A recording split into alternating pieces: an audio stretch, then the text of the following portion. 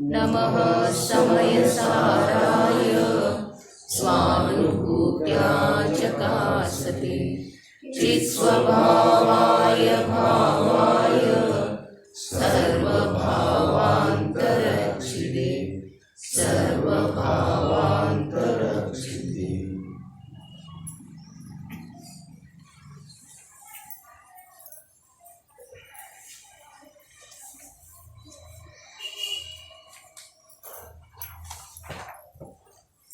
ಭರತ ಕ್ಷೇತ್ರದ ಭಗವಾನ್ ಸ್ವರೂಪವಿರುವ ಸಮಯಸಾರ ಪರಮಾತ್ಮನ ಮೇಲೆ ಇಂದಿಗೆ ಸುಮಾರು 1100 ವರ್ಷಗಳ ಪೂರ್ವದಲ್ಲಿ ವನವಿಹಾರಿ ಸಂತ ಆಚಾರ್ಯ ಶ್ರೀ ಅಮೃತ ಚಂದ್ರದೇವ ಆತ್ಮಖ್ಯಾತಿ ನಾಮದ ಟೀಕೆಯನ್ನು ಸಂಸ್ಕೃತ ಭಾಷೆಯೊಳಗೆ ರಚನೆ ಮಾಡಿದ್ದರು.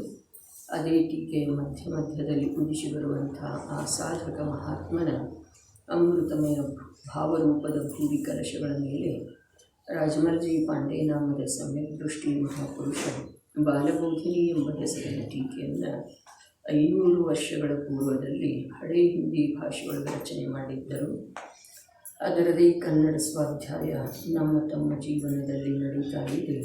ಕರ್ತಾಕರ್ಮ ಅಧಿಕಾರದ 51ನೇ ಕಲಶಿದರೆ ಯಃ ಕರೋತಿ ಸ ಕರೋತಿ ಕೇವಲಂ ಯಃ ಕರೋತಿ ಸ ಕರೋತಿ ಕೇವಲಂ ಯಸ್ತು ವೇತ್ತಿ ಸ ತು ವೇತ್ತಿ ಕೇವಲಂ ಯಸ್ತು ವೇತ್ತಿ ಸ ತು ವೇತ್ತಿ ಕೇವಲಂ ಯಃ ಕರೋತಿ ನ ಹಿ ವೇತ್ತಿ ಸ ಕ್ವಚಿತ್ ಯಃ ಕರೋತಿ ನ ಹಿ ವೇತ್ತಿ ಸ ಕ್ವಚಿತ್ ಯಸ್ತು ವೇತ್ತಿ ನ ಕರೋತಿ ಸ ಕ್ವಚಿತ್ ಯಸ್ತು ವೇತ್ತಿ ನ ಕರೋತಿ ಸ ಕ್ವಚಿತ್ ಯಃ ಕರೋತಿ ಸ ಕರೋತಿ ಕೇವಲಂ ಯಸ್ತು ವೇತ್ತಿ ಸ ತು ವೇತ್ತಿ ಕೇವಲಂ ಯಃ ಕರೋತಿ ನ ಹಿ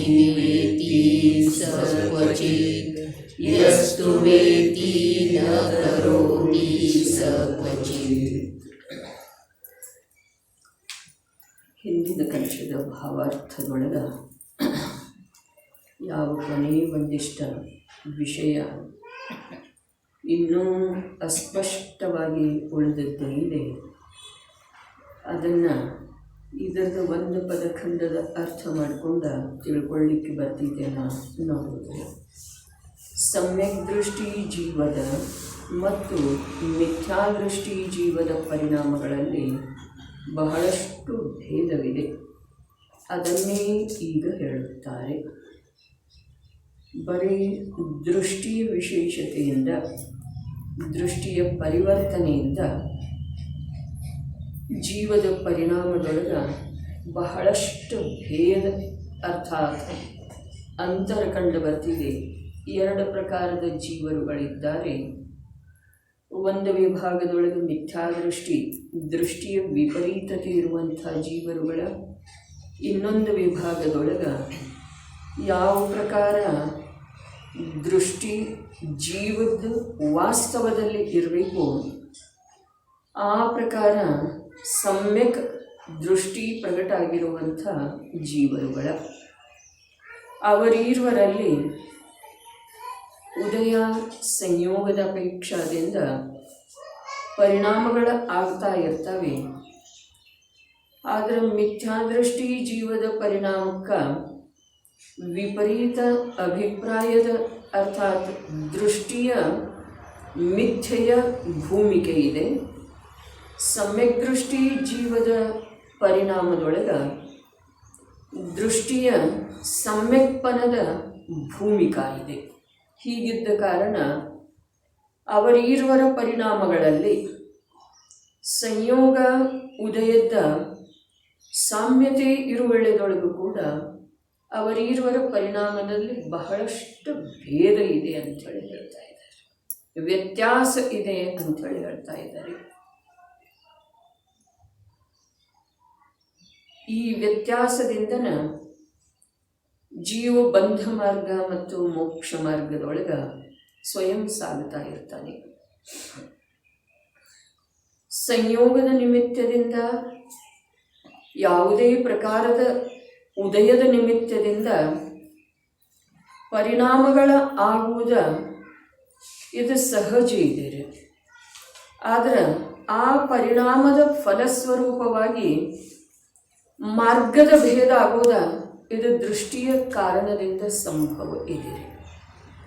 ದೃಷ್ಟಿಯ ವಿಪರೀತತೆ ಇರುವಂಥ ಜೀವ ಕರ್ಮ ಸಾಪೇಕ್ಷ ಪುಣ್ಯ ಪ್ರಕೃತಿಯ ಉದಯ ಇರುವೆಳೆದೊಳಗ ಸಂಯೋಗ ಸಾಪೇಕ್ಷ ಸಾಮಾನ್ಯ ಜೀವರುಗಳ ಮನ್ನಿಸುವಂಥ ಒಪ್ಪಿಕೊಳ್ಳುವಂಥ ಅನುಕೂಲತೆಗಳ ಇರುವೆಳೆದೊಳಗ ಅವನಿಗೆ ವಿಪರೀತವಾದಂಥ ಬಂಧ ಮಾರ್ಗದೊಳಗ ಗಮನ ಆಗ್ತಾ ಇದೆ ಅವನ ಪರಿಣಾಮಗಳ ನಿಮಿತ್ತದಿಂದ. ಅದೇ ಪ್ರಕಾರ ಪುಣ್ಯದ ಉದಯ ಇರುವಂಥ ಸಂಯೋಗದಲ್ಲಿ ಸಮಸ್ತ ಜೀವರುಗಳ ಇದು ಅನುಕೂಲ ಇದೆ ಅಂಥೇಳಿ ಒಪ್ಪಿಕೊಳ್ಳುವಂಥ ಸಂಯೋಗಗಳ ಮಧ್ಯದಲ್ಲಿ ಸಮ್ಯಕ್ ದೃಷ್ಟಿ ಜೀವದ ಪರಿಣಾಮ ವಿಶೇಷದಿಂದ ಅವನು ಬಂಧದಿಂದ ಬಿಡುಗಡೆಯ ಮಾರ್ಗದಲ್ಲಿ ಸಾಗ್ತಾ ಇರ್ತಾನೆ. ಇದ ಬಹಿರ್ಮುಖ ದೃಷ್ಟಿ ಇರುವಂಥ ಜೀವರುಗಳಿಗೆ ತಿಳಿದು ಬರುವುದಿಲ್ಲ. ಅವನು ಭೋಗಿಸ್ತಾನೆ ಪುಣ್ಯಕರ್ಮದ ಉದಯದಿಂದ ಪ್ರಾಪ್ತವಿರುವಂಥ ಅನುಕೂಲ ಸಂಯೋಗಗಳಲ್ಲಿ ವ್ಯವಹರಿಸ್ತಾನೆ, ರಮಿಸ್ತಾನೆ. ಈ ಮಿಥ್ಯಾದೃಷ್ಟಿ ಜೀವ ಕೂಡ ಪುಣ್ಯದ ಉದಯದಿಂದ ಪ್ರಾಪ್ತವಿರುವಂಥ ಅನುಕೂಲ ಸಂಯೋಗಗಳಲ್ಲಿ ನಿಮಗ್ನ ಇರ್ತಾನೆ, ಅವುಗಳಲ್ಲಿ ರಮಿಸ್ತಾ ಇರ್ತಾನೆ, ಅವುಗಳನ್ನು ಭೋಗಿಸ್ತಾ ಇರುವ ಪರಿಣಾಮಗಳು ಕಂಡು ಬರ್ತವೆ. ಆದರೆ ಆಂತರ್ಯದ ವ್ಯತ್ಯಾಸ ಇಷ್ಟು ವಿರುದ್ಧ ಇದೆ. ಸಮ್ಯಕ್ ದೃಷ್ಟಿ ಜೀವ ಆ ಉದಯ ಸಾಪೇಕ್ಷ ಪ್ರಾಪ್ತವಿರುವಂಥ ಸಂಯೋಗಗಳನ್ನು ಭಿನ್ನ ಅಂಥೇಳಿ ತಿಳಿತಾನೆ. ಉದಯ ಅರ್ಥಾತ್ ಆ ಕರ್ಮ ಪ್ರಕೃತಿಗಳ ಸತ್ತಾದೊಳಗಿಂದ ಹೊರಟು ಹೋಗ್ತಾ ಇದ್ದಾವೆ, ಈ ವಾಸ್ತವಿಕತೆಯನ್ನು ಅವನು ತಿಳಿತಾನೆ ಅಂಥೇಳಿ ವ್ಯವಹಾರದಿಂದ ಹೇಳಬಹುದು. ಏನು ಹೇಳ್ತು? ಯಾವ ಪುಣ್ಯಕರ್ಮದ ಉದಯ ಇದೆಯೋ ಆ ಉದಯ ನಿಯಮದಿಂದ ಸತ್ತಾದೊಳಗಿರುವ ಕರ್ಮಗಳ ಹೊರಟು ಹೋಗಿ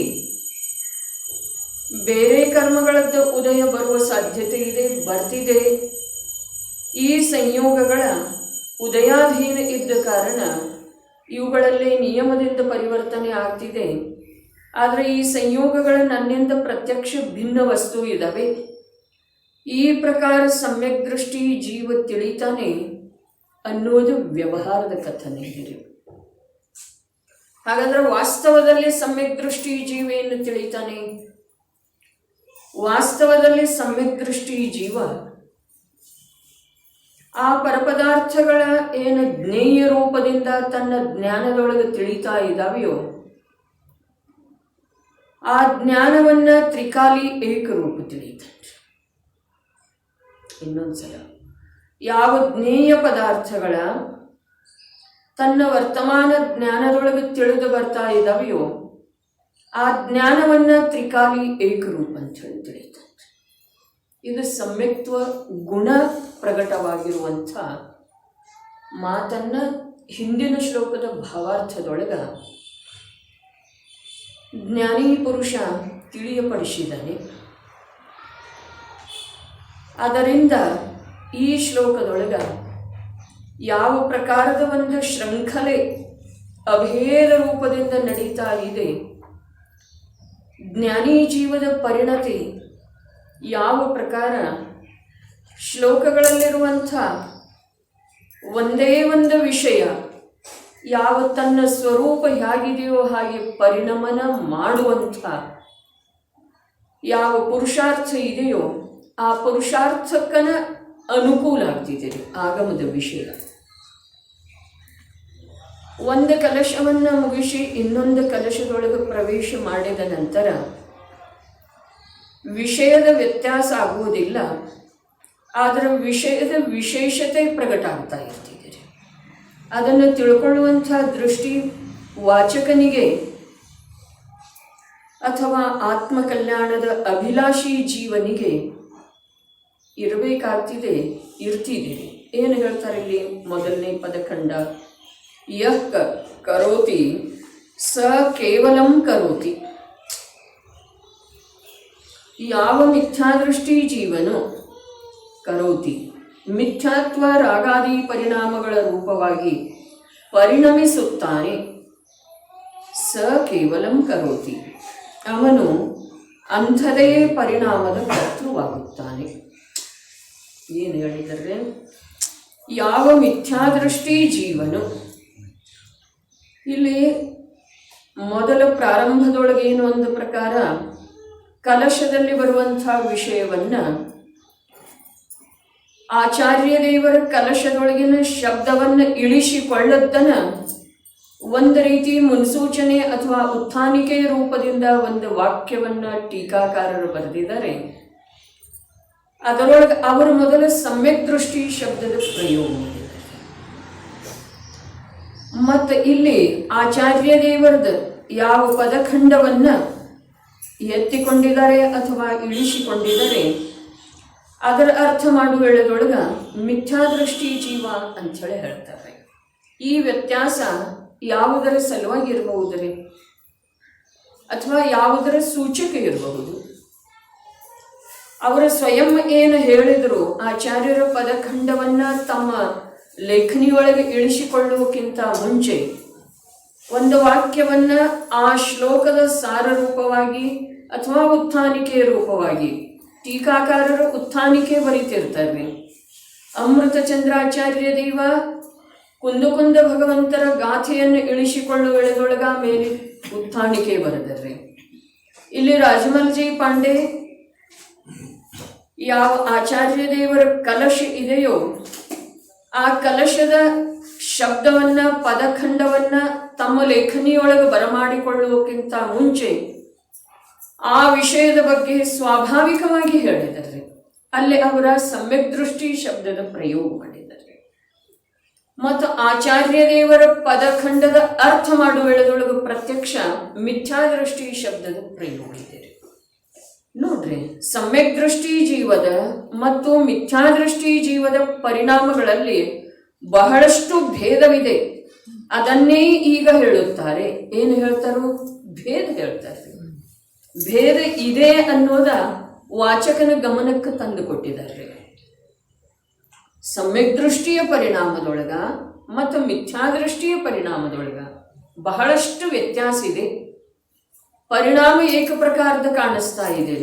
ರಾಗರೂಪದ ಪರಿಣಾಮ ಇದೆ, ವಿಷಯಾಸಕ್ತಿ ರೂಪದ ಪರಿಣಾಮ ಇದೆ, ಅಥವಾ ಅಶುಭ ಕರ್ಮ, ತೀವ್ರ ಅಶುಭ ಕರ್ಮ ಮತ್ತು ಅನಿಷ್ಟ ಸಂಯೋಗದ ಮಧ್ಯದೊಳಗ ದ್ವೇಷ ರೂಪದ ಪರಿಣಾಮ ಇದೆ, ಕ್ರೋಧ ರೂಪದ ಪರಿಣಾಮ ಇದೆ. ಇಬ್ಬರದ್ದು ಸಮ್ಯಕ್ ದೃಷ್ಟಿ ಜೀವದ್ದನು, ಮಿಥ್ಯಾದೃಷ್ಟಿ ಜೀವದ್ದನು.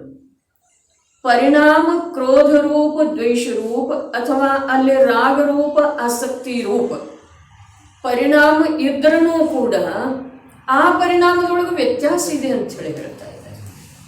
ಏನು ವ್ಯತ್ಯಾಸ ಇದೆ? ವ್ಯತ್ಯಾಸ ಏನಿದೆ ರೀ? ದೃಷ್ಟಿಯ ಸಮ್ಯಕ್ತನದ, ದೃಷ್ಟಿಯ ಮಿಥ್ಯಾತನದ ವ್ಯತ್ಯಾಸ ಇದೆ. ವ್ಯತ್ಯಾಸ ಏನಿದೆ? ಪರಿಣಾಮದ ಸಾಮ್ಯತೆ ಇದೆ, ಉದಯ ಸಂಯೋಗಗಳ ಏಕ ಪ್ರಕಾರ ಇದ್ದಾವೆ. ಪರಿಣಾಮದ್ದು ಸಾಮ್ಯತೆ ಇದೆ.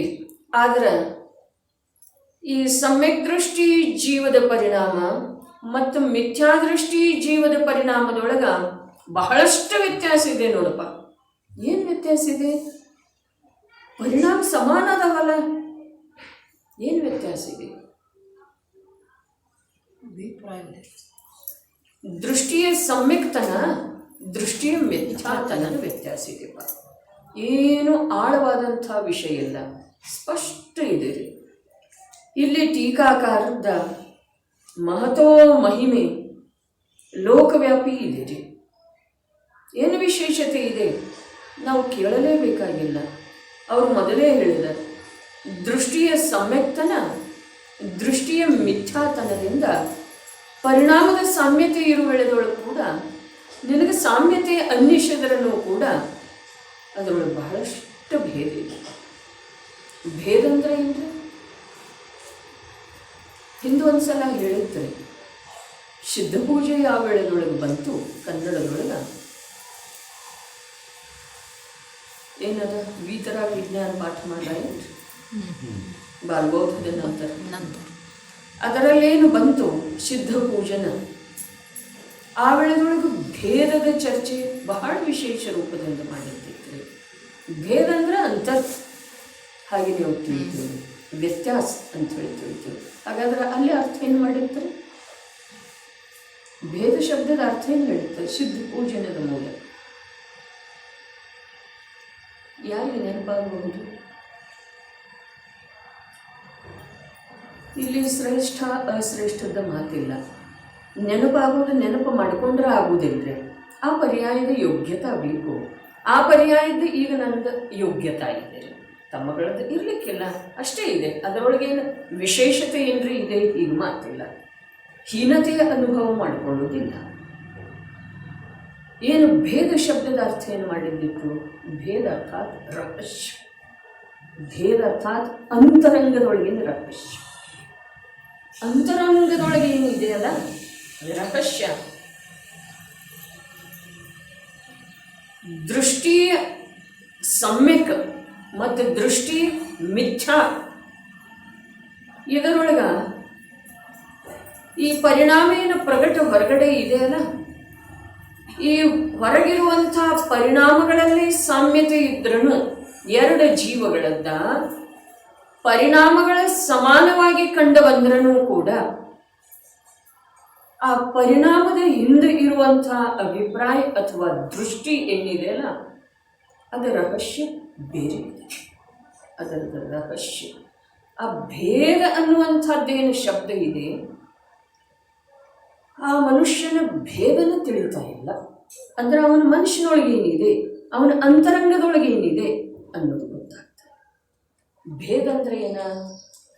ರಹಸ್ಯ. ಅಂತರಂಗದೊಳಗೆ ಏನಿದೆ ಅರ್ಥಾತ್ ಪ್ರಕಟ ಪರಿಣಾಮಂತೂ ಹೀಗಿದೆ ಈ ಜೀವದ್ದು, ಅದರ ಒಳಗಡೆ ರಹಸ್ಯ ಬೇರೆ ಇದೆ. ನಾವು ತಿಳಿತಾರ? ರಹಸ್ಯ ಬೇರೆ ಇದೆ. ಅದನ್ನೇ ಸ್ವತಃ ಈ ಶಬ್ದದೊಳಗೆ ಹೇಳಿದ್ರೆ ಅಭಿಪ್ರಾಯ, ವಿಪರೀತ ಅಭಿಪ್ರಾಯ. ಇಲ್ಲಿ ರಾಜಮಂಜಿ ಪಾಂಡೆಯವರ ಶಬ್ದದೊಳಗೆ ಹೇಳಿದ್ರೆ ದೃಷ್ಟಿಯ ಸಮ್ಯಕ್ತನ, ದೃಷ್ಟಿಯ ಮಿಥ್ಯಾತ. ಅದು ಬಹಳ ರಹಸ್ಯಮಯ ಇದೆ. ಅದು ಯಾರಿಗೆ ತಿಳಿತಿದೆ? ಯಾರ್ದ ಸಂಪೂರ್ಣ ಚೈತನ್ಯ ಸಾಮರ್ಥ್ಯ ಪ್ರಗಟ ಇದೆಯೋ ಅಂಥ ಕೇವಲಿ ಪ್ರಭುವಿಗೆ ತಿಳಿದಿದೆ. ಮತ್ತು ಯಾರ ದೃಷ್ಟಿಯೊಳಗೆ ಸ್ವಯಂ ಸಮ್ಯಕ್ತನ ಬಂದದ್ದಿದೆಯಲ್ಲ ಅವನ ಜ್ಞಾನದೊಳಗ ಅದು ಅನುಭವದ ವಿಷಯ ಆಗಿ ಉಳಿದಿದೆ. ತಿಳಿತಾರಲ್ಲ? ಪರಿಣಾಮ ಏನಿದೆ ಅದು ಪ್ರಗಟ ಇದೆ, ಆದ್ರೆ ಆ ಪರಿಣಾಮಕ್ಕೆ ಯಾವ ಅನುಭವ ಇದೆಯಲ್ಲ ಅದು ಕೇವಲಿಗಮ್ಮಿದೆ, ಅವನ ಅನುಭವಕ್ಕೆ ಸೀಮಿತಿದೆ. ತಿಳಿತಾ ಇದ್ರಿ? ಅಂಥೇಳನ ಶ್ರೀರಾಮಚಂದ್ರ ಲಕ್ಷ್ಮಣನ ಶವವನ್ನು ಹೊತ್ತುಕೊಂಡು ತಿರುಗುವುದರ ಹಿಂದೆ ಯಾವ ರಹಸ್ಯ ಇತ್ತು ಅದು ಜ್ಞಾನಿ ಪುರುಷಿಗೆ ತಿಳಿದಿದೆ. ಮತ್ತು ಅವನಿಗೆ ಸ್ಪಷ್ಟ ಇದಿರಿ. ಅದ ಯಾವನಿಗೆ? ಶ್ರೀರಾಮಚಂದ್ರನಿಗೆ. ಕೇವಲಿ ಪ್ರಭುಗಳಿಗೆ ಸ್ಪಷ್ಟ ಇದಿರಿ. ಮಿಥ್ಯಾ ದೃಷ್ಟಿಗೆ ಸಂದೇಹ, ಗೊಂದಲ, ಆಶ್ಚರ್ಯ ಇದೆ. ಹೀಗ್ಯಾಕೆ ಮಾಡಲಿಕ್ಕೆ ಸಾಧ್ಯ ಇದೆ? ಹೀಗೆ ತದ್ಭವ ಮೋಕ್ಷಗಾಮಿ ಜೀವ ಹಾಗೆ ಮಾಡಿದ. ನಮ್ಮಂಥವ್ರನ್ನ ಮಾಡುವುದಿಲ್ಲ ಅಜ್ಞಾನಿಗಳೇ. ಹೌದು ಅಥವಾ ಇಲ್ರಿ? ನಾವೇ ಮಾಡುವುದಿಲ್ಲ. ಶವ ಕೂಣಿಸುವ, ತಿನ್ನಿಸುವ, ಸ್ನಾನ ಮಾಡಿಸುವ ಪ್ರಯತ್ನ ನಾವೆಂದಾದರೂ ಮಾಡ್ತೀವಿ ಅಂದರೆ ನಮ್ಮಂಥ ಅಜ್ಞಾನಿಗಳೇ ಮಾಡುವುದಿಲ್ಲ. ಪ್ರೇತ್ಗೆ ದುರ್ಗಂಧ ಬರಕ್ಕೆ ಚಾಲು ಹೋಗ್ತೈತಿ. ಅದೇನವ್ರಿಗೆ ಕೊಳಿಲಿಲ್ಲೇನ ಶರೀರ ಅಂದ್ರೆ ಈ ಜೀವದ ಜ್ಞಾನ ಎಲ್ಲಿ ನಿಯಮದಿಂದ ಸ್ವಲ್ಪ ಮಾತ್ರ ಕೂಡ ಪ್ರಯೋಜನದ ಸಿದ್ಧಿ ಆಗೋದಿಲ್ಲಲ್ಲ, ಅದೇ ಕೆಲಸ ಮಾಡ್ತಾ ಇರುವಂಥ ವಿಷಯ. ಸ್ವಲ್ಪ ಮಾತ್ರ ಕೂಡ ಬರೇ ಹೊಟ್ಟೆ ಏನೇನೂ ಸಿಗೋದಿಲ್ರಿ ಅದರೊಳಗನ ಅಜ್ಞಾನಿ ಜೀವದ ಜ್ಞಾನದ ಪ್ರವೃತ್ತಿ ಆಗ್ತಾ ಇರ್ತೀವಿ.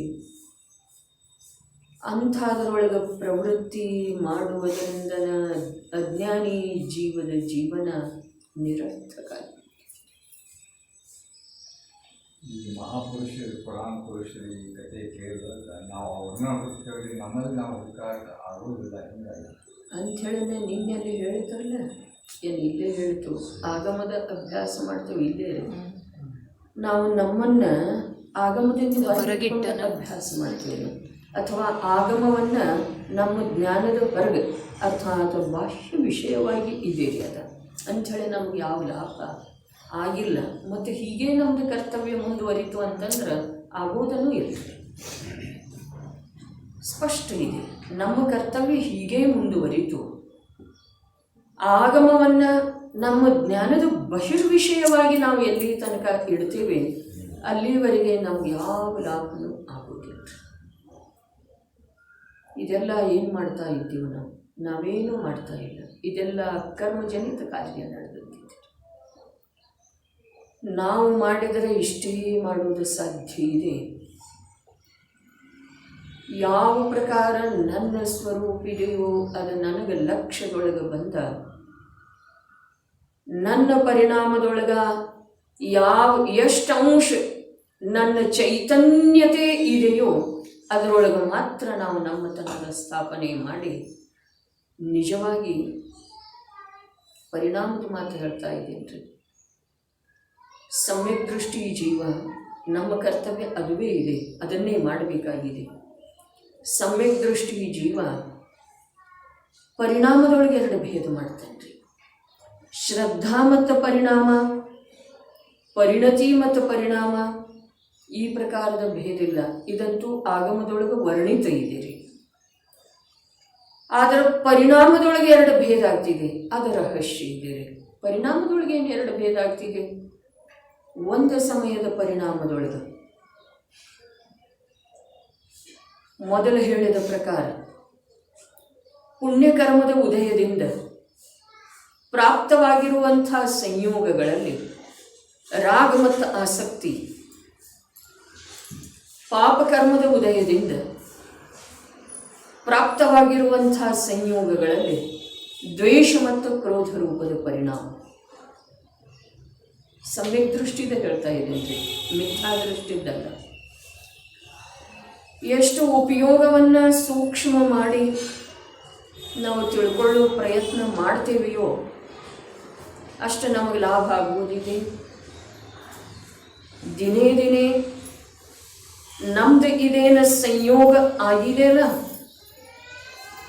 ಇಲ್ಲೇನ ಸಂಯೋಗದೊಳಗೆ ಜೀವರುಗಳು ಕಂಡು ಬರ್ತಾ ಇದ್ದಾರಲ್ಲ ಸಮೂಹದೊಳಗ, ಆ ಜೀವರುಗಳ ಒಂದೊಂದು ರೀತಿಯಿಂದ ಕಷ್ಟಕ್ಕೀಡಾಗಿ ಹೊರಟು ಹೋಗೋದ ನಮ್ಮ ಜ್ಞಾನದೊಳಗೆ ತಿಳಿದು ಬಂದ್ರೂ ಕೂಡ ನಮ್ಮ ಜ್ಞಾನ ಇಲ್ಲಿ ಜನವಾಣಿಯ ವಿಷಯದೊಳಗೆ ಸೂಕ್ಷ್ಮ ಆಗ್ತಾ ಇಲ್ಲ. ಇದನ್ನು ದುರ್ಭಾಗ್ಯ ಅಲ್ಲದ ಮತ್ತೇನು ಅನ್ನಬಹುದಾಗಿದೆ? ಏನನ್ನಬಹುದಾಗಿದೆ? ತಾವೇ ವಿಚಾರ ಮಾಡೋದು, ಪ್ರತಿಯೊಬ್ಬರೂ ವಿಚಾರ ಮಾಡೋದು. ಆ ವಿಚಾರದ ಭೂಮಿಕೆಯ ಮೇಲೆ ನಮ್ಮದೇ ಆದಂಥ ಈ ಸಮಯದವರೆಗೆ ನಡೀತಾ ಇರುವಂಥ ಉದ್ದಟತನವನ್ನು ನಾವು ಬಿಟ್ಟುಕೊಡೋದಿದೆ. ಅದು ನಮ್ಮಿಂದ ಬಿಟ್ಟು ಹೋಗಬೇಕಾಗಿದೆ. ಸಮ್ಯಕ್ ದೃಷ್ಟಿ ಜೀವ ಪುಣ್ಯದ ಉದಯ ಇದೆ, ಅನುಕೂಲ ಸಂಯೋಗಗಳಿದ್ದಾವೆ. ಅಲ್ಲಿ ಅವ ರಾಗರೂಪದ ಪರಿಣಾಮನೂ ಮಾಡ್ತಾನೆ, ಅವುಗಳನ್ನು ಭೋಗಿಸುವ ಆಸಕ್ತಿ ರೂಪದ ಪರಿಣಾಮಗಳು ಅವನಲ್ಲೇ ಆಗ್ತಾ ಇರ್ತವೆ. ಅಶುಭ ಕರ್ಮದ ಉದಯ ಇದೆ, ಅದೇ ಸಮ್ಯಕ್ ದೃಷ್ಟಿ ಜೀವನಿಗೆ. ಪ್ರತಿಕೂಲ ಸಂಯೋಗಗಳ ಪ್ರಾಪ್ತ ಇದ್ದಾವೆ, ಅವುಗಳ ಕುರಿತು ಅವನಿಗೆ ದ್ವೇಷ ಬುದ್ಧಿನೂ ಇದೆ, ದ್ವೇಷ ರೂಪದ ಪರಿಣಾಮನೂ ಇದೆ, ಕ್ರೋಧಾದಿ ರೂಪದ ವ್ಯಕ್ತ ಪರಿಣಾಮನೂ ಕಂಡು ಬರ್ತಾ ಇದ್ದಾವೆ. ಬರೀ ಇದು ನಮಗೆ ಕಾಣಿಸ್ತಾ ಇರುವ ಮಾತಿಲ್ಲ, ಅವನಲ್ಲೇ ಆಗ್ತಾ ಇದ್ದಾವೆ.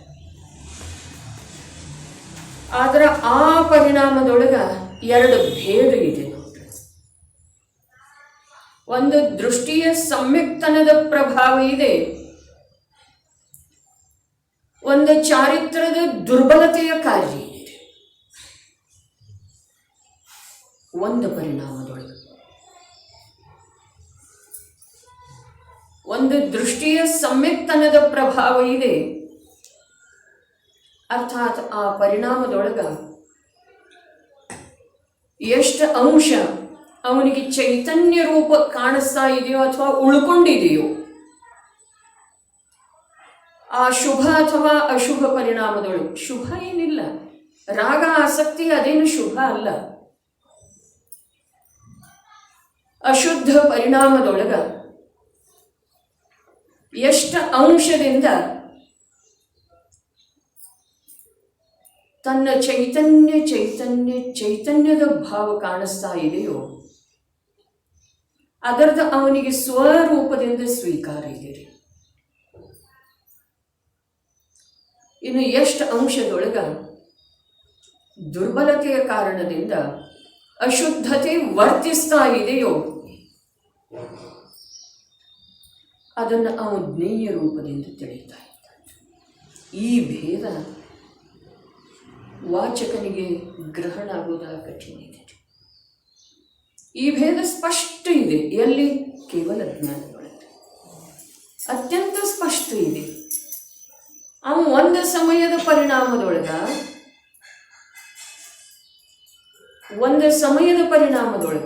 ನೋಡ್ರಿ, ನಿಗೋಧದಂಥ ಅವಸ್ಥೆಯಲ್ಲಿ ಭಾವಕಲಂಕದ ಪ್ರಚುರತೆ ಅಂಚಳಿ ಶಬ್ದ ಪ್ರಯೋಗ ಆಗಮದಲ್ಲಿ ಬಂದಿದ್ದರೂ ಕೂಡ ಆ ಭಾವಕಲಂಕದ ಪ್ರಚುರತೆ ಶಬ್ದದ ವಾಚ್ಯ ರೂಪದ ಯಾವ ಅಲ್ಲಿ ಕಾರ್ಯ ಇದೆಯೋ ಆ ಪ್ರಚುರತೆ ಶಬ್ದನ ಹೇಳ್ತಾ ಇದೆ. ಆ ವಾಚ್ಯ ರೂಪದ ಭಾವದೊಳಗ ಚೈತನ್ಯದ ಸರ್ವಥಾ ಅಭಾವ ಆಗಿಲ್ಲ ಅನ್ನೋದು ತಿಳಿತೇನ್ರಿ. ವಿಜಯಣ್ಣ ಎಲ್ಲದಿರಿ? ಇಲ್ಲೇ ಅದಿರಿ. ಭಾವಕಲಂಕದ ಪ್ರಚುರತೆ ಅನ್ನುವಂಥ ಯಾವ ಶಬ್ದ ಆಗಮದೊಳಗೆ ಪ್ರಯೋಗ ಆಗಿದೆಯೋ ಆ ಶಬ್ದದ ವಾಚ್ಯ ರೂಪದ ವಿಷಯ ಹೀಗಿದೆ.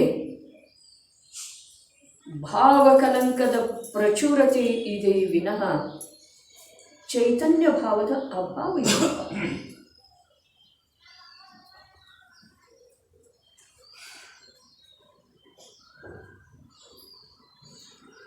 ಚೈತನ್ಯ ಭಾವದ ಅಭಾವ ಆಗುವುದಿಲ್ಲ.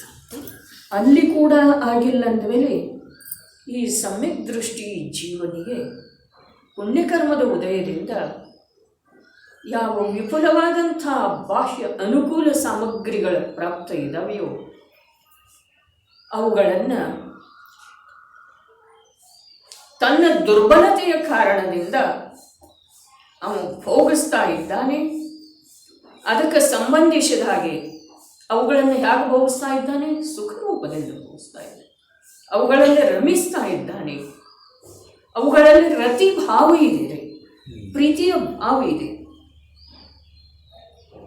ಆದ್ರೆ ಅಲ್ಲಿ ಭಾವಕಲಂಕದ ಪ್ರಚುರತೆ ಇರುವಂಥ ಜೀವದ್ದನ ಚೈತನ್ಯ ಸ್ವಭಾವ ನಿಜ ಸ್ವಭಾವದ ಸರ್ವಥಾ ಅಭಾವ ಆಗಿಲ್ಲ ಅಂದಮೇಲೆ ಇಲ್ಲಿ ದೃಷ್ಟಿಯ ಸಮ್ಯಕ್ತನ ಪ್ರಕಟ ಆಗಿರುವಂಥ ಜೀವನಿಗೆ ಆ ಚೈತನ್ಯ ಭಾವ ಅವನಿಗೆ ಪ್ರತ್ಯಕ್ಷ ಗೋಚರ ಇದೆಯೋ ಅಥವಾ ಇಲ್ಲರಿ? ಈ ಚೈತನ್ಯ ಭಾವ ಅವನಿಗೆ ಪ್ರತ್ಯಕ್ಷ ಗೋಚರ ಇದ್ದ ಕಾರಣ ಅದರಲ್ಲೇ ಮಾತ್ರ ಅವನಿಗೆ ಸ್ವ ಎನ್ನುವ ಭಾವ ಬುದ್ಧಿ ವರ್ತಿಸ್ತಾ ಇದೆ. ಯಾವುದ ಅಶುದ್ಧತೆ,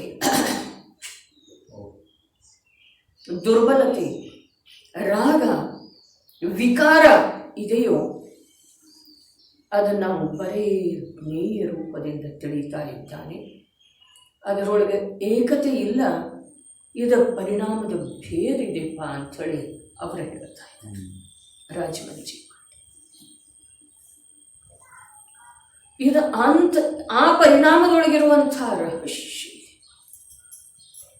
ಇನ್ನೂ ಆ ರಹಸ್ಯ ಅಥವಾ ಭೇದದ ಬಗ್ಗೆ ಇನ್ನೊಂದು ಸ್ವಲ್ಪ ಸ್ಪಷ್ಟೀಕರಣ ಮಾಡಬೇಕಾದ್ರೆ ಬಾಳೆಹಣ್ಣ ಸಿಪ್ಪೆ ಹೊರಗಡೆ ಎಲ್ಲ ಕಪ್ಪಾಗಿದೆ. ಯಾವ ಕಾರಣದಿಂದ ಅನ್ನೋ ಮಾತಿಲ್ಲ, ಕಪ್ಪಾಗಿದೆ. ಆದರೆ ಆ ಸಿಪ್ಪೆ ಯಾವ ಬಾಳೆಹಣ್ಣಿಂದ ಇದೆಯಲ್ಲ, ಆ ಬಾಳೆಹಣ್ಣ ಸಂಪೂರ್ಣ ಸ್ವಾದ ಕೆಟ್ಟಿಲ್ರಿ. ಕೆಲವು ವಿಭಾಗ ತೀರ ರುಚಿಯಾಗಿದೆ, ಕೆಲವು ವಿಭಾಗ ತೀರ ರುಚಿಯಾಗಿದೆ. ಕೆಲವು ವಿಭಾಗದೊಳಗ ಆ ಸಿಪ್ಪೆಯ ಕಾರಣದಿಂದ ಸ್ವಲ್ಪ ಅದರಲ್ಲೇ ಚಲಿತರಸ ಆಗಿದೆ ಅಂಥೇಳಿ ಸ್ಪಷ್ಟ ಇದೆ, ತಿಳಿದು ಬರ್ತಿದೆ ನಮ್ಮಂಥ ಅಜ್ಞಾನಿ ಜೀವಕ್ಕ. ಇದು ಆ ಕಪ್ಪು ಬಾಳೆಹಣ್ಣಿನ ರಹಸ್ಯ ಇದೆ, ಭೇದ ಇದೆ. ಆ ಪ್ರಕಾರ ಆ ಪರಿಣಾಮದೊಳಗೆ ಅಶುದ್ಧತೆ ರೂಪದ ಕಪ್ಪು ಕಾಣಿಸ್ತಾ ಇದೆ, ಆಗಿದೆ, ಬರೀ ಕಾಣಿಸ್ತಾ ಇದೆ ಅಲ್ಲ, ಯಾರಿಗೋ ಕಾಣಿಸ್ತಾ ಇದೆ ದೃಷ್ಟಿ ದೋಷದಿಂದ, ಹಾಗಲ್ಲ, ಆಗಿದೆ. ಸಮ್ಯಕ್ ದೃಷ್ಟಿ ಜೀವದ ಪರಿಣಾಮ ರೂಪದ ಶಿಪ್ಪೆಯೊಳಗ ಕಪ್ಪತನ ಬಂದದ್ದು ಇದೆ, ಅಶುದ್ಧತೆ ಬಂದದ್ದು ಇದೆ. ಅದನ್ನು ಅವನು ಜ್ಞೇಯ ರೂಪದಿಂದ ತಿಳಿತಾನೆ. ಮತ್ತು ಯಾವುದು ಪಕ್ವತೆಯ ಕಾರಣ ಸಿಹಿಯಾಗಿದೆಯಲ್ಲ ಹಣ್ಣ, ಅದನ್ನು ಅವ ನಿಜ ಸ್ವಭಾವ ಅಂತೇಳಿ ತಿಳಿದ ಅನುಭವ ಮಾಡ್ತಾನೆ. ಇದು ಭೇದ ಇದೆ. ಸಮ್ಯಕ್ ದೃಷ್ಟಿ ಜೀವದ ಪರಿಣಾಮದ ಹಿಂದೆ ಇರುವಂಥ ಭೇದ ಇದೆ. ಮಾವಿನ ಹಣ್ಣ ಮೇಲೆ ನೋಡಿದರೆ ಎಲ್ಲ ನೀರಿಗೆ ಬಿದ್ದಿರ್ತಾವ್ರಿ, ಬಿದ್ದಿರ್ತಾವೇನಿಲ್ರಿ, ನಾವೇನು ಹಾಕೋಸ್ ಅಂತೇಳಿ ಹೇಳ್ತೀವಿ, ನೀರಿಗೆ ಬಿದ್ದಿರ್ತಾವೆ. ಅರ್ಥಾತ್ ಅದರದ ಹೊರಗಿನ ರೂಪ ಕೆಟ್ಟಿರ್ತಿದೆ, ಹೊರಗಿನ ರೂಪ ಹೊಳೆಯುವಂಥ ಹಳದಿ ಬಣ್ಣ, ಅತ್ಯಾಕರ್ಷಕ ನಯನ ಮನೋಹರ, ಅದು ರೂಪ ವಿಕೃತ ಆಗಿದೆ, ನೀರಿಗೆ ಬಿದ್ದಿದ್ದವ್ರೆ. ಅದರ ಒಳಗಡೆ ಅದರ ಪರಿಪಕ್ವತೆಯಿಂದ ಸಿಹಿಯ ಚರಮಸೀಮೆಯನ್ನು ತಲುಪ್ತಾ ಇರ್ತಿದ್ದೀರಿ. ಹೌದು ಅಂತ ಹಾಗೆ ಸಮ್ಯಕ್ ದೃಷ್ಟಿಯ ಪರಿಣಾಮದೊಳಗೆ ಅಶುದ್ಧತೆ ಇದೆ, ಹೊರಗಡೆ ವಿಕೃತಿ ಇದೆ ಪರಿಣಾಮದೊಳಗೆ. ಅದರ ಅದೇ ಪರಿಣಾಮದೊಳಗೆ ಆಂತರ್ಯದ ದೃಷ್ಟಿಯ ಸಮ್ಯಕ್ತನದಿಂದ ರಸ, ಚೈತನ್ಯದ ರಸ, ಅದ್ಭುತ ರಸದ ಸ್ವಾದ ಆಗ್ತದೆ, ಆ ಸ್ವಾದ ಬರ್ತದೆ. ಇದು ಭೇದ ಇದೆ, ಸಮ್ಯಕ್ ದೃಷ್ಟಿಯ ಪರಿಣಾಮದ ಭೇದ. ಸಮ್ಯಕ್ ದೃಷ್ಟಿ ಮತ್ತು ಮಿಥ್ಯಾದೃಷ್ಟಿ ಜೀವರುಗಳ ಪರಿಣಾಮದ ಭೇದ ಅಂತೇಳಿ ಏನು ಹೇಳಿದ್ರು, ಇಬ್ಬರನ್ನು ತುಲನಾತ್ಮಕ ದೃಷ್ಟಿಯಿಂದ ಇಟ್ಕೊಂಡು ಹೇಳಿಲ್ರಿ. ಇವನ ಪರಿಣಾಮ ಶುಭ ಇದ್ರೂ, ಅರ್ಥಾತ್ ಇಲ್ಲಿ ಶುಭಾಶುಭದ ಮಾತನೇ ಇಲ್ಲ, ನಾವು ಹೇಳೋದನ್ನೇ ತಪ್ಪಿದ್ದೀರಿ, ವಿಕೃತಿ ಇದೆ, ಪರಿಣಾಮದ ವಿಕೃತಿ ಇದೆ, ಅವನಲ್ಲೇನೋ ಪರಿಣಾಮದ ವಿಕೃತಿ ಇದೆ. ಆದರೆ ಇವನ ಪರಿಣಾಮದ ವಿಕೃತಿಯನ್ನು ಅಷ್ಟ ನೋಡಿ ಆ ಪರಿಣಾಮದ ಹಿಂದಿರುವಂಥ ರಹಸ್ಯ ಒಂದು ಬೇರೆ ಇದೆ, ಆ ಪರಿಣಾಮದ ಹಿಂದೆ ಇರುವಂಥ ರಹಸ್ಯ ಒಂದು. ಅವನು ಸುಖ ಭೋಗಿಸುವಳದೊಳಗೆ ಅನಂತ ದುಃಖದ ಅನುಭವ ಮಾಡ್ತಾ ಇದ್ದಾನ್ರಿ. ಯಾಗ ಚೈತನ್ಯದ ವಿಸ್ಮರಣೆ, ಚೈತನ್ಯದ ವಿದ್ಯಮಾನತೆಯಿಂದ ಅವನಿಗೆ ಸ್ವೀಕಾರನೇ ಇಲ್ಲ. ಇವನಿಗೆ ಬರೀ ಚೈತನ್ಯದನ್ನ ಸ್ವೀಕೃತಿ ಇದೆ, ಚೈತನ್ಯದನ್ನ ಅನುಭೂತಿ ಇದೆ, ಮತ್ತು ಅದೇನು ವಿಕೃತಿ ಇದೆ ಅಲ್ಲ, ಅದು ಜ್ಞೇಯ ಇದೆ. ಅವನಿಗೆ ಆ ವಿಕೃತಿದ ಮಾತ್ರ ಅನುಭವ ಇದೆ, ಚೈತನ್ಯದ ಪ್ರಜ್ಞೆನೇ ಇಲ್ಲ.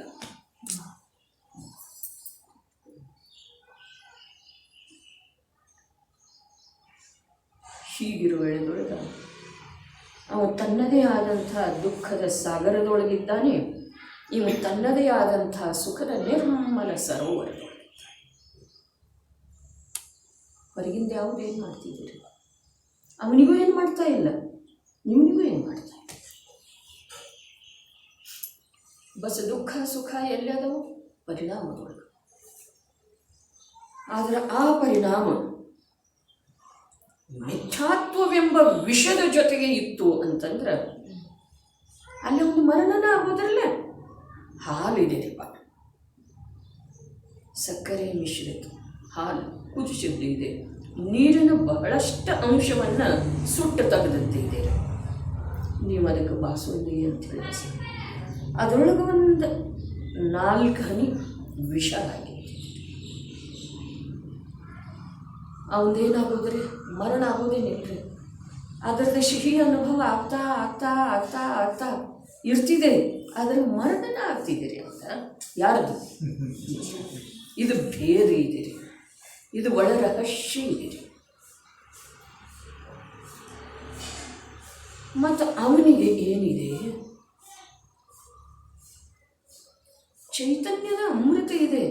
ಆ ಬಾಸುಂದೆ ಬರೀ ಅವನಿಗೆ ಜ್ಞೇಯ ಇದೆ. ಅದರೊಳಗಿದೆ ಅಲ್ಲ, ನಾಲ್ಕೇ ಹನಿ ಚೈತನ್ಯ ಅಮೃತ ಇದೆಯಲ್ಲ, ಅದರದ ಅನುಭವ ಇದೆ ಅವನಿಗೆ. ಸಮಯ ದೃಷ್ಟಿಗೆ ಬಾಸುಂದೆ ಬರೀ ಏನಿದೆ? ಜ್ಞೇಯ ಇದೆ. ಆದರೆ ಇವನಿಗೆ ಬಾಸುಂದೆಯೊಳಗೆ ಇವು ಇಷ್ಟು ಮೂರ್ಛಿತನಲ್ಲ, ಆ ಮಿಥ್ಯಾತ್ವವೆನ್ನುವಂಥ ನಾಲ್ಕೇ ಹನಿ ಅಥವಾ ಒಂದೇ ಹನಿ ರಸ ಇದೆ, ಅದರಿಂದ ಅವನು ಮರಣ. ಶುಭ ಪರಿಣಾಮದೊಳಗೆ ಅವ ಇಷ್ಟು ಮಸ್ತ್ ಅದನು, ಭೋಗದೊಳಗೆ ಅವ ಅಷ್ಟು ಮಸ್ತ್ ಅದನು. ಇವು ಭಕ್ತಿಯೊಳಗೆ ಕೂಡ ಮಸ್ತ್ ಇಲ್ರಿ, ಸಮಯ ದೃಷ್ಟಿ ಜೀವ. ಹಾಗಾದರೆ ಇದು ಯಾರು ತಿಳಿಯವ್ರಿ? ಯಾರ್ದು ಭವ್ಯ ಭವಿತವ್ಯ ಇದೆಯೋ ಅವರಿಗೆ ತಿಳಿದು ಬರ್ತಿದೆ. ನಾ ತಿಳ್ಕೊಳ್ತೀನಿ ಅಂತಂದ್ರೆ ತಿಳಿದು ಬರೋ ಸಾಧ್ಯ. ಯಾಕೆ ಅಂತಂದ್ರೆ ವಾಸ್ತವಿಕತೆ ತಿಳಿದು ಬರುವ ಸಲುವಾಗಿ ಕೃತ್ರಿಮತೆ ಅಥವಾ ಹಠಾಗ್ರಹ ಉಪಯೋಗ ಇಲ್ಲ, ಬರೋದನೇ ಇಲ್ರಿ ಉಪಯೋಗಕ್ಕೆ. ವಾಸ್ತವಿಕತೆ ತಿಳಿದು ಬರಬೇಕಾಯಿತು ಅಂತಂದ್ರೆ ಸಹಜತೆ ಬೇಕು. ಸುಖ ದುಃಖದೊಳಗೆ ಸಹಜತೆ, ಅನುಕೂಲ ಪ್ರತಿಕೂಲತೆಯೊಳಗೆ ಸಹಜತೆ. ಅರ್ಥಾತ್ ಅನುಕೂಲತೆ ಇದ್ದನು ವಿಶೇಷ ಪ್ರಭಾವ ಅವನ ಜ್ಞಾನದ ಮೇಲೆ ಆಗಬಾರ್ದು. ಮಿಥ್ಯಾದೃಷ್ಟಿ ಮಾತು ಹೇಳ್ತಾ ಇದ್ದೇನೆ ನಾನು. ಸಮ್ಯಕ್ ದೃಷ್ಟಿ ಆಗುವ ಮುಂಚಿನ ಭೂಮಿಕಾ ಹೇಳ್ತಾ ಇದ್ದೇನೆ. ಪ್ರತಿಕೂಲತೆಯದ್ದ ಪ್ರಭಾವ ಅವನ ಜ್ಞಾನದ ಮೇಲೆ ತೀವ್ರ ಆಗಬಾರ್ದು. ಯಾವ ಪ್ರಭಾವ ಆಗಿದೆಯಲ್ಲ ಆ ಪ್ರಭಾವ ಆದದ್ದು ಆಗದೇ ಇರುವ ಹಾಗೆ ಇರಬೇಕು.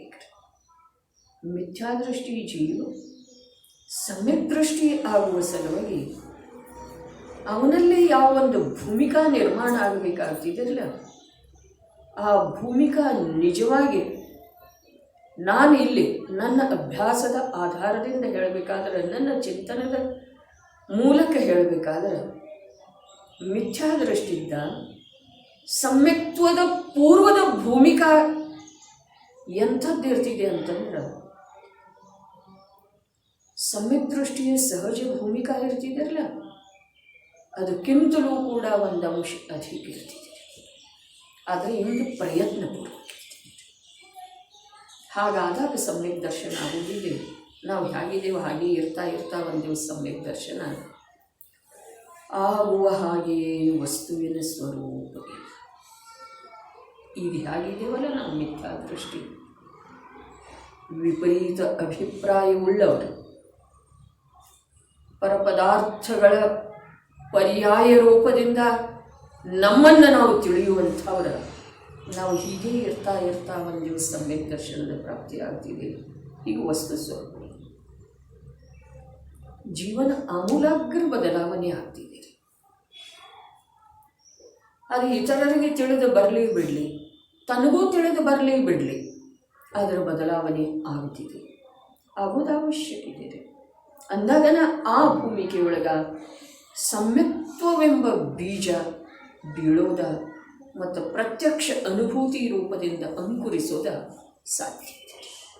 ಅನ್ಯಥಾ ಬೇರೆ ಯಾವ ಕ್ರಮ ಇಲ್ಲ. ಅದಕ್ಕೆ ನೋಡ್ರಿ, ಪರಚತುಷ್ಟಯದ ಸ್ವಚತುಷ್ಟಯದೊಳಗ ಅತ್ಯಂತ ಅಭಾವ ಇದೆ. ಸ್ವಚತುಷ್ಟಯದೊಳಗ ಪರಚತುಷ್ಟಯದ ಅತ್ಯಂತ ಅಭಾವ ಇದೆ. ಏನು ಚತುಷ್ಟಯ? ದ್ರವ್ಯ, ಕ್ಷೇತ್ರ, ಕಾರಣ, ಏನೂ ಮಾಡುವುದಿಲ್ಲ, ಅತ್ಯಂತ ಅಭಾವ ಇದೆ. ನನ್ನಲ್ಲೇ ಕಾರ್ಯ ಆಗಬೇಕಾದ್ರೆ ನನ್ನ ಸ್ವಚತುಷ್ಟಯದೊಳಗೆ ನಾನು ಬಂದು ಬಿಡೋದು ಅವಶ್ಯಕ. ಕಾರ್ಯ ಆಗೋಕ್ಕಿಂತ ಮುಂಚೆ ಅಡಿಗೆ ಆಗಬೇಕಾದ್ರೆ ಅಡಿಗೆ ಮನೆಗೆ ಹೋಗೋದು ಮುಖ್ಯ ಇದೆಯಲ್ಲ, ನಾನು ಹೊರಗಡೆ ಕೂತನ ಆಗ್ತಿದ್ದೆ. ಅಡುಗೆ ಮನೆಯೊಳಗೆ ಹೋಗೋದು ಮುಖ್ಯ ಇದೆ. ಅದೇ ಪ್ರಕಾರ ಪರಚತುಷ್ಟಯ ಯಾವುದು ಸ್ವಚತುಷ್ಟಯದಿಂದ ಅತ್ಯಂತ ಭಿನ್ನ ಇದೆಯೋ, ಅಭಾವರೂಪ ಇದೆಯೋ, ಅದನ್ನು ನಾವು ಬಿಟ್ಕೊಡೋದು ಅವಶ್ಯಕ ಇದೆ. ಸ್ವಚತುಷ್ಟಯದೊಳಗೆ ದ್ರವ್ಯ, ಕ್ಷೇತ್ರ, ಕಾಲ.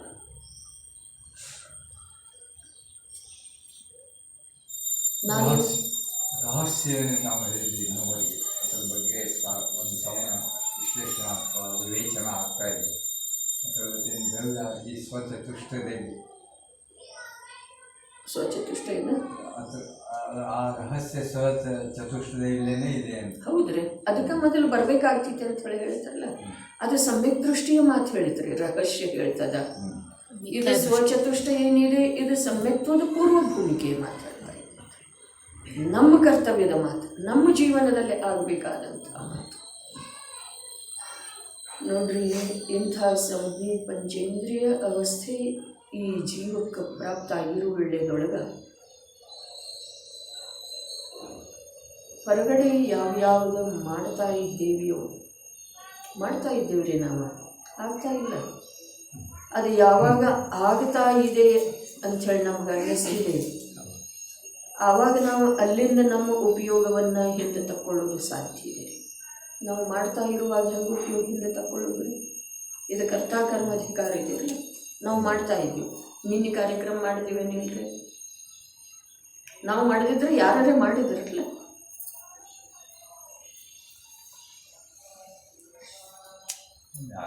ನಾವು ಮಾಡಿ ನೋಡ್ರಿ, ಮಾತು ಹೀಗಿದೆ. ವ್ಯವಹಾರದೊಳಗೂ ಕೂಡ ನೋಡ್ತೇನೆ, ನನ್ನ ಕೈಲಿ ಎಷ್ಟು ಆಗ್ತೈತೆ ಅಷ್ಟು ಮಾಡ್ತೇನೆ ಅಂತಾರಲ್ಲ, ಅಂತೀವ್ರಿ. ಅಂದ್ರೆ ಇದರ ಅರ್ಥ ಏನಿದೆ? ಯಾವ್ದು ಆಗ್ತೈತಿ ಅದನ್ನು ನಾನು ಮಾಡ್ತೇನೆ ಅಂತೇನೆ ರೀ. ನೋಡ್ತೇನ ಎಷ್ಟು ಆಗ್ತೈತೆ ನನ್ನ ಕೈಲಿ ಅಷ್ಟು ಮಾಡ್ತೇನೆ ಅಂದ್ರೆ ಏನ್ರಿ? ಎಷ್ಟು ಆಗ್ತೈತೆ ಅಷ್ಟು ನೀ ಮಾಡ್ತೀಯನ್ನ ಅದು ಆಗತೈತಿ, ಮಾಡ್ತೇನೆ ಅನ್ನತ್ತೇನೆ. ಹಾಗಾದ್ರೆ ನೀವು ವ್ಯರ್ಥ ಯಾಕೆ ನೀ ಶ್ರಯಿ ತಗೊಳ್ತಾ ಇದ್ದಿ? ನೀ ಶ್ರಯಿ ತಗೊಳ್ತಾ ಇದ್ದಿ ಅಂತ ಹೀನಾಗ್ತಾ ಇದ್ದಿ. ನೀ ಹೀನತೆಯ ಸ್ವೀಕಾರ ಮಾಡ್ತಾ ಇದೆ. ಸ್ವಯಂ ಆಗುವ ಕಾರ್ಯವನ್ನ ನಾನು ಮಾಡ್ತೇನೆ ಅಂತ ಹೇಳಿ ಅಂದ್ರೆ ನೀ ಹೀನತೆಯನ್ನು ದರ್ಶಿಸ್ತಾ ಇದ್ದೀಪ. ನಮಗೇನು ಅನ್ನಿಸ್ತೈತಿ? ನಮ್ಮ ಶ್ರೇಷ್ಠತೆ ಇದೆ. ವ್ಯವಹಾರ ಇದೆ, ವ್ಯವಹಾರ ನಿಶ್ಚಯದಿಂದ ಶೂನ್ಯ ಇರುವುದಿಲ್ಲರಿ. ನಿಶ್ಚಯದಿಂದ ಶೂನ್ಯ ಇತ್ತು ಅಂತಂದ್ರೆ ಅದಕ್ಕೆ ವ್ಯವಹಾರ ಅನ್ನೋದಿಲ್ಲ. ನಿಶ್ಚಯದ ಜೊತೆಗೆ ಬೇಕು. ಸಿಪ್ಪಿಗೆ ಬಾಳೆಹಣ್ಣು ಯಾವಾಗ ಅಂತಾರ್ರಿ? ಒಳಗಿನ ಹಣ್ಣಿನ ಜೊತೆಗೆ ಎಲ್ಲಿವರೆಗೆ ಇದೆ ಅಲ್ಲಿ. ಸಿಪ್ಪೆಯನ್ನು ಹಣ್ಣಿನಿಂದ ಬೇರ್ಪಡಿಸಿದ ನಂತರ ಏನು ಆ ಬಾಳೆಹಣ್ಣು ಡಸ್ಟ್ಬಿನ್ಗೆ ಹಾಕಂತ ಯಾರು ಅಂತಾರ್ರಿ? ಅಂತಾರೇನ್ರಿ? ವ್ಯವಹಾರ ನಿಶ್ಚಯದಿಂದ ಶೂನ್ಯ ಇರುವುದಿಲ್ಲ.